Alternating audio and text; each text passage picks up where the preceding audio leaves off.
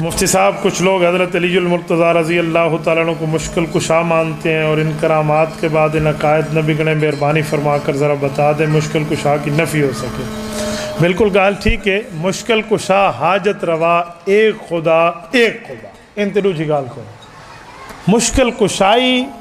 دتا اسا رسول اللہ صلی اللہ علیہ وسلم کو نہیں اسا اللہ کو مشکل کشا آکر جی میں یا اللہ مدد ای میں مشکل کشا اللہ مدد ای میں حاجت روا اللہ مدد، تو مشکل کشائی کا انسان دے ہوتے نہیں، یہ اللہ رب العزت دے ہوتے۔ اگر مشکل کشائی انسان دی اپنی ہویا تو حضرت علی المرتضیٰ اپنی مشکلات دے بارے، اپنی اولاد دی مشکلات دے بارے بندہ ان تکی میں لفظ لے سی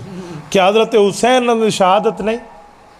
تو ان تے بندہ کی میں گال کرے سی، تو کہ انسان کو مشکل کشا مننا 100% غلط۔ اچھا انہا مطلب یہ نہیں کہ صرف ایسا کو نعوذ باللہ حضرت علی نال بغض ہے ایسا مشکل کشا علی مدد منع کریں دیں، کوئی مشکل کشا ابو بکر مدد منگے ایسا وہ کوئی منع کریں دیں،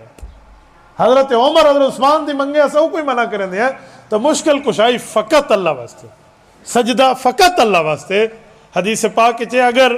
اللہ دے علاوہ کہیں دا سجدہ ہوتا تو حضور سے ہی کو ایسا کروا، تو جلے حضور دا سجدہ کو نہیں تو اتنا مشکل کشائی دے معاملات رہن تو فقط اللہ دی ذات اقدس واسطے ہیں، پھر مشکل کشائی دے تمام معاملات ان دے واسطے ہیں، ان دے واسطے آیات احادیث پورے گواہ ہیں۔ نہیں حضرت مولا دے آکر دے نالی تو مشکل کشائی نہیں پڑتی، مولا دے تدمانا دوست تھیں دے،